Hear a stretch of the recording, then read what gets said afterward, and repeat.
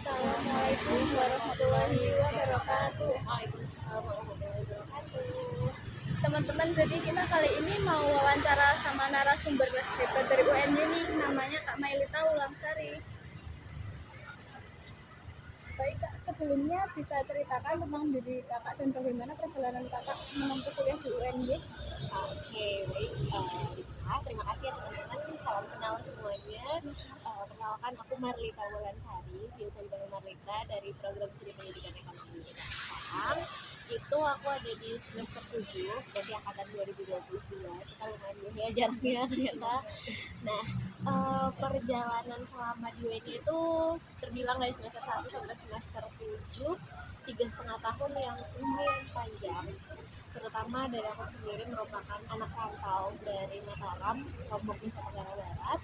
Nah, terus ya perjalanannya banyak hal yang dilakukan teman-teman, tidak hanya kuliah pulang, tetapi juga aku aktif mengikuti organisasi. Alhamdulillah sekarang diamanahi sebagai mas'ulah, itu artinya ketua YNCW. Nah, itu di salah satu UKM Kamal Fatih, UKM tingkat fakultas.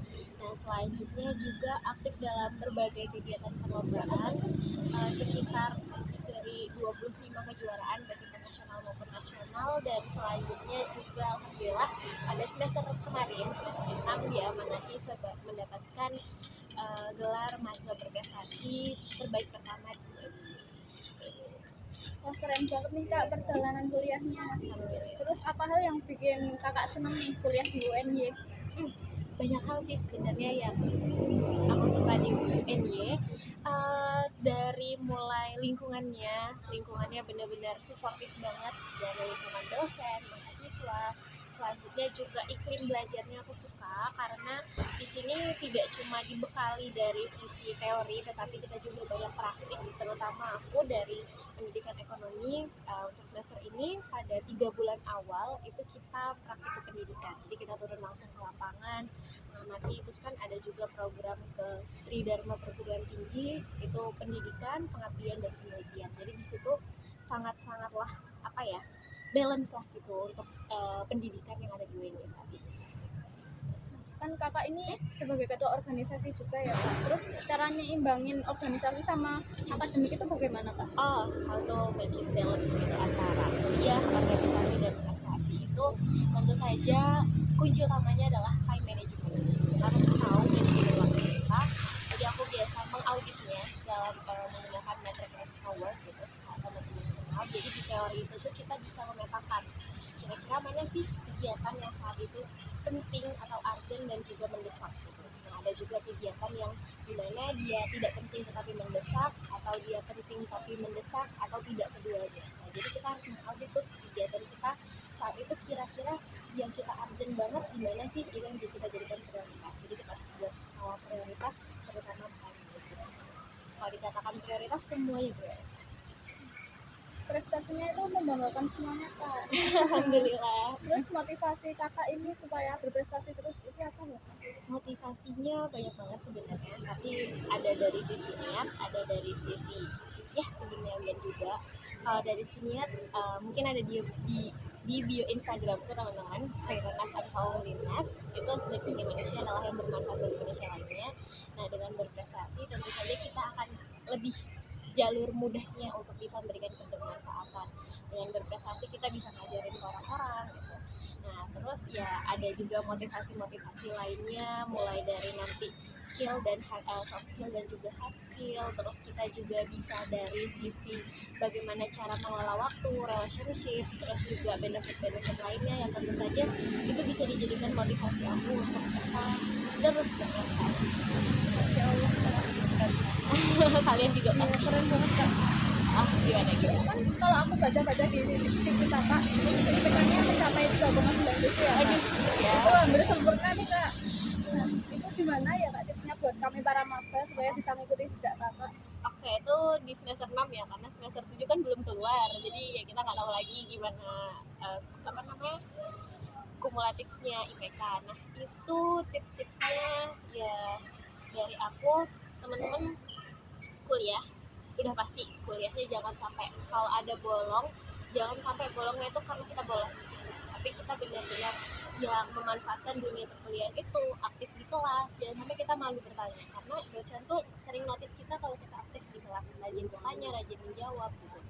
Terus jangan dengerin kata orang kayak dia caper dan lain-lain gitu, itu jangan sampai. Nah terus selanjutnya dari lomba.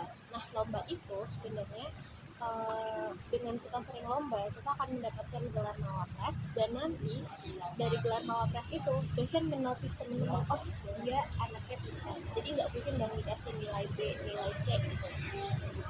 Terus selanjutnya nanti teman-teman tuh apa ya, kayak aktif berlatih, jangan sampai nanti waktu pulang itu tuh buku yang udah dipelajarinya itu kayak udah diulangi aja, tapi direvisi ulang lagi atau nggak dibaca ulang lagi.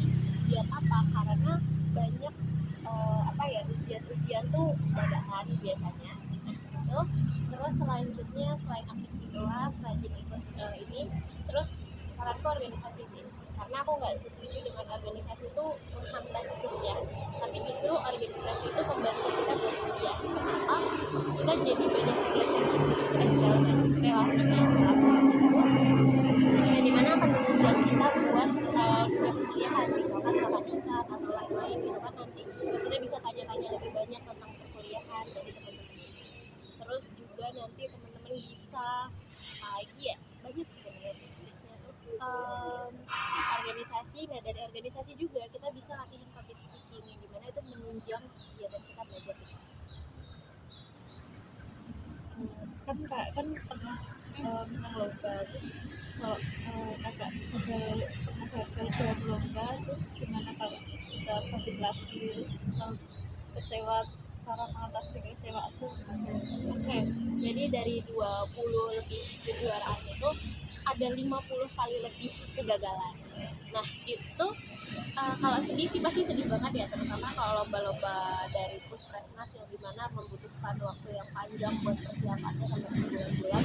Tapi di situ aku melihat dari POV lain lagi gitu. Jangan sampai kita melihat hal itu sebagai sebuah kegagalan, tapi kita coba cari sudut pandang yang lebih luas lagi. Kita anggap itu sebagai pembelajaran gitu. Misalkan waktu aku gagal di kemarin, waktu di Kalimantan Selatan. Nah di situ lomba karya tulis ini kandungan Tuhan. Nah di situ kan udah persiapannya lumayan ya, panjang banget persiapannya. Nah ternyata belum kedaluarnya belum juara 1. Di situ kayak wah sedih banget gitu.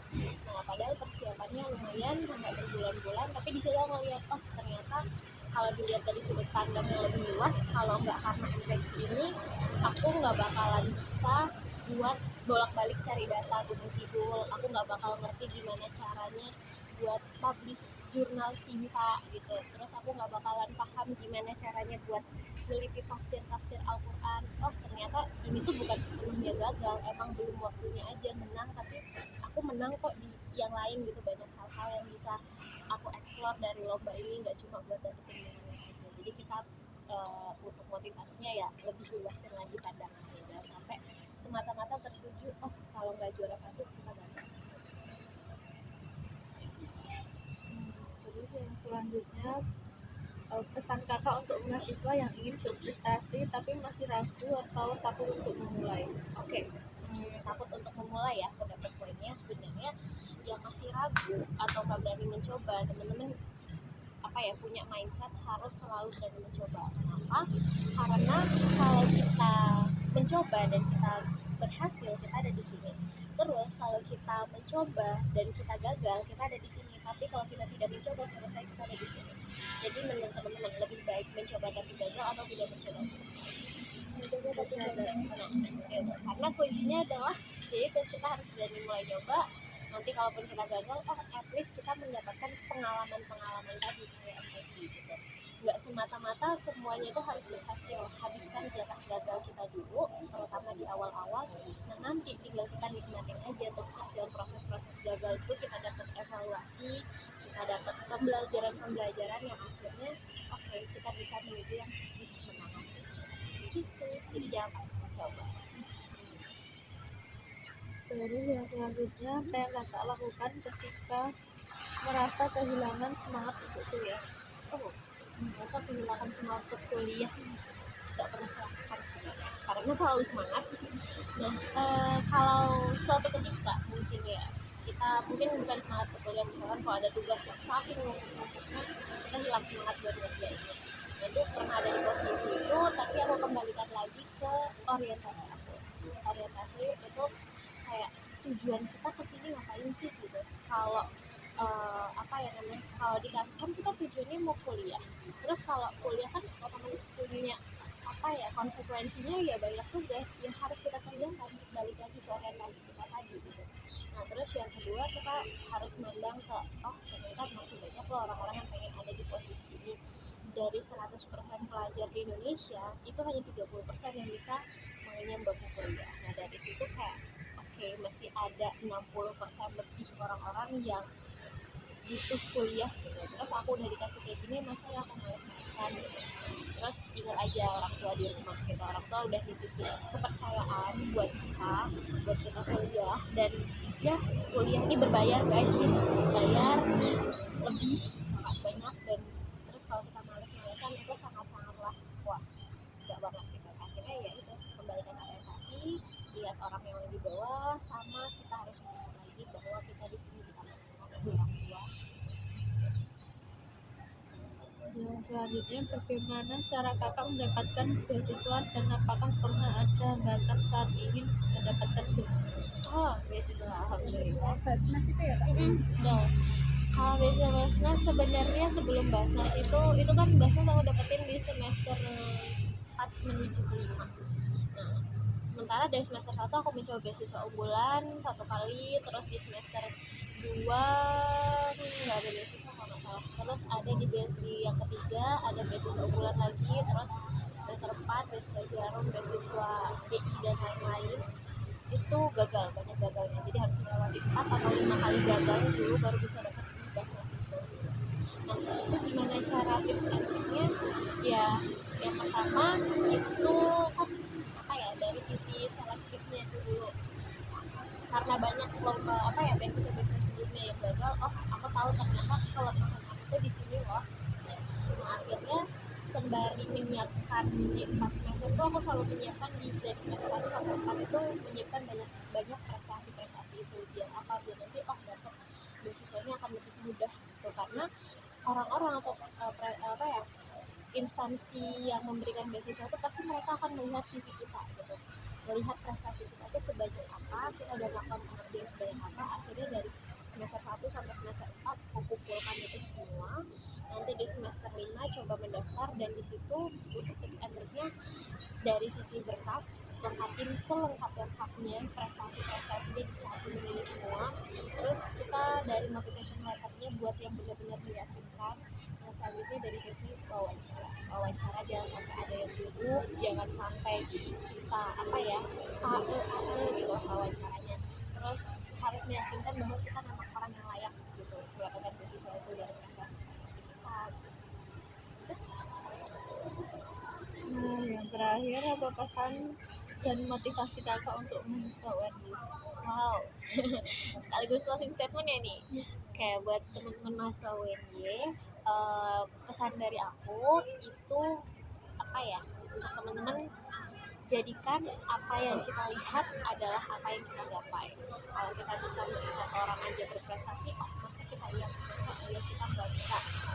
Nah terus selanjutnya ada pepatah yang mengatakan berlayarlah menjauhi pelabuhan. Kalau kita tidak mendapatkan ikan, setidaknya kita dapat melihat indah lautan. Jadi kalau kita tidak mendapatkan kejuaraan, setidaknya kita mendapatkan pengalaman berharga yang justru orang lain itu tidak bisa dapatkan. Itu jadi jangan takut mencoba, jadikan doa, usaha dan tawakal sebagai kuncinya. Terima kasih. Iya Kak, satu lagi kan kakak ini kembali ke orientasi ya Kak, di saat kakak kalau nggak ada semangat gitu. Pernah nggak sih Kak kakak ini burn out kalau tugas itu numpuk, terus masih ada tuntutan perlombaan dan lain-lain gitu? Nah apa ada self reward buat diri kakak sendiri?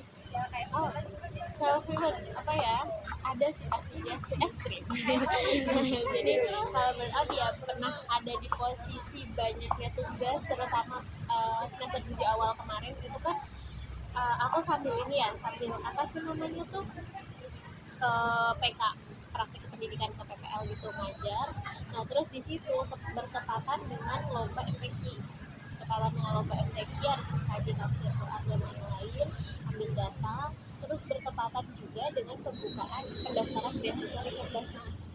Itu kan kalau beasiswa riset Basnas itu syaratnya adalah kita harus jadi proposal skripsi 3 bab. Nah di situ benar-benar ya Allah aku kerjain dari mana dulu gitu kan, ya bingung gitu, mana tugas mereka kan tiap hari ya, kan harus rajin buat modul ajar dan lain-lain gitu, belum pagi sampai sorenya ajar. Ya dari situ oke, kita kasih jeda dulu buat diri kita, karena sejatinya kita nggak boleh zalim ya. Kita harus apa ya, kayak ya benar self reward dulu, istirahat dulu, senengin diri dulu. Nanti kalau udah sejenak udah kayak ngerasa oke, udah terisi nih baterainya gitu, akhirnya kita mulai kerjain, mulai dari yang gampang-gampang dulu. Jangan sampai kita udah merasa burn out nih, tiba-tiba kita ngerjainnya langsung ngerjain ke bagian skripsinya, kan ngumet itu akhirnya. Masya Allah Kak, benar-benar motivasi. Aku sangat termotivasi. sekali. Gimana Kak Dona ini? Terbuka gak pikirannya gitu? Iya, keren sekali. Udah Bagus, pasti kalian hebat, juga luar keren, biasa. kalian juga lebih keren. Baik Kak, sekian aja wawancara dari kami. Terima kasih Kak atas waktu yang diberikan, terus sharing-sharing tipsnya. Banyak juga buat teman-teman ya, kita kalian pasti lebih keren. Kalian semester 1 masih banyak pengalaman yang Semangat ya Kak untuk skripsinya. Semoga lulus mendapatkan predikat yang terbaik. amin, amin, amin. Semangat juga kalian buat kuliah. Wassalamualaikum warahmatullahi wabarakatuh. Iya.